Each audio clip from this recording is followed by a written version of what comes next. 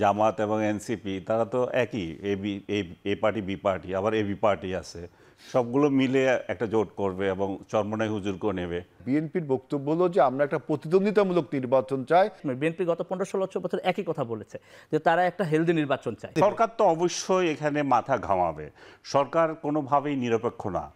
আরেকটা বিষয় জানতে চাই, এনসিপি যারা আছে আপনাদেরই আপনার একসঙ্গে ছিলেন যারা, শেষ পর্যন্ত তারা কি মনে হয় আগামী নির্বাচনে কি একক নির্বাচন করতে পারবে নাকি বিএনপি বা জামাতের দিকে কোনো জোটে যেতে চলে যাবে, কি মনে হয় আপনার? একটা তরুণ দল হিসেবে এখন পর্যন্ত তো তারা মাঠ পর্যায়ে কাজ করছে, কিন্তু এখনও মানে দল হিসেবে দাঁড়াতে তো সেই সময়টা তাদের লাগবে।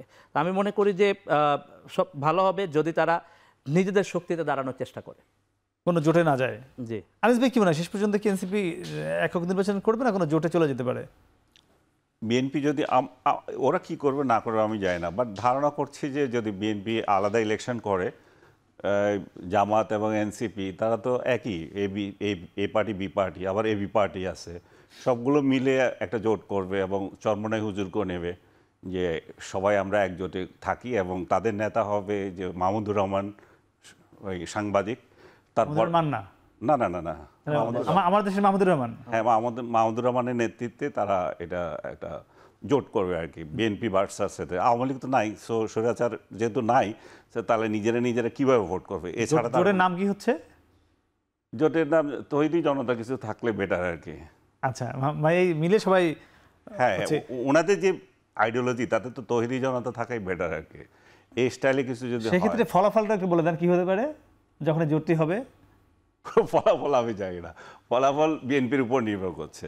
বাট ফলাফল বিএনপির উপর নির্ভর করছে মানে বিএনপি কি এই জোট এই না ফলাফল আমি তো আপনাকে বিএনপি প্রস্তুত? একটা সেকেন্ড, ফলাফল এটা সরকারের উপর নির্ভর করছে।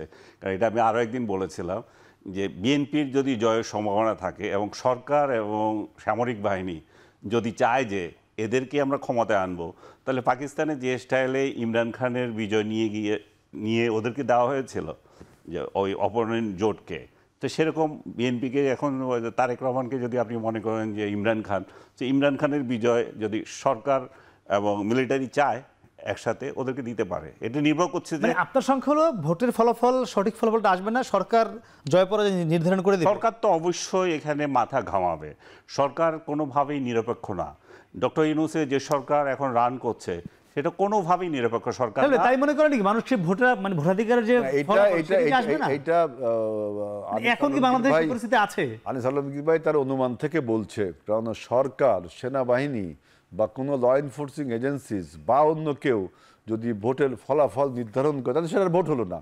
এই ভোট তো বাংলাদেশের জনগণ করার জন্য 24-এর গণঅভ্যুত্থান করেনি। জি, 24-এর গণঅভ্যুত্থান তো এই জন্য হলো। এই জন্য আমি বলছি যে আপনি যেটা বলছেন যে ওরা যদি বৃহত্তর জোট করে, আমরা বিএনপি কি করবো? আমাদের বিএনপির বক্তব্য হলো যে আমরা একটা প্রতিদ্বন্দ্বিতামূলক নির্বাচন চাই, যেখানে একটা জনগণের শক্তিশালী সরকারি দল, শক্তিশালী বিরোধী দল। 10 সেকেন্ডে জানতে চাই যে আনিস ভাই যে কথাগুলো বললো সেটি যে কারণে যেভাবে বললো, মানে এটি কি গণঅভ্যুত্থানের মানে যে আকাঙ্ক্ষা সেদিকে যাচ্ছে নাকি এটি তার একটি মানে মনে করি যে ভাই যেভাবে তৌহিদি জনতা বলেছেন আমি এটার সাথে দ্বিমত করি, কারণ এটা একটা মকারি।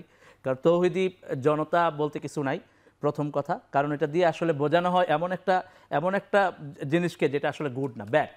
কিন্তু বাংলাদেশের এই গণ অভ্যুত্থানের সিচুয়েশনটাকে আন্ডারস্ট্যান্ড করতে হবে, এবং গণ অভ্যুত্থানের ফলে মানুষের যে ক্ষোভ, কারণ 17 বছরের যে ফ্যাসিবাদী শাসনের, সেটাকে এইটা বলে যেন এটাকে কনফ্লিক্টিং করা না হয়। সেকেন্ডলি হলো আমি মনে করি যে বিএনপি গত 15-16 বছর ধরে, জাস্ট এক মিনিট, বিএনপি গত 15-16 বছর একই কথা বলেছে যে তারা একটা হেলদি নির্বাচন চায়, এবং এই কথাটা কিন্তু বিএনপি শুরু থেকেই ছিল। আমরা প্রত্যাশা করব আগামী নির্বাচন অবশ্যই একটি হেলদি হবে, যেখানে সকল দল, সকল মত, তাদের যে ভোটাধিকার সেটি তারা ঠিকমতো প্রকাশ করতে পারবে। আপনাদের অসংখ্য ধন্যবাদ তিনজনকে আমাদের সঙ্গে যুক্ত কথা বলেছেন। দর্শকরা কথা বলছিলাম তিনজনের সঙ্গে।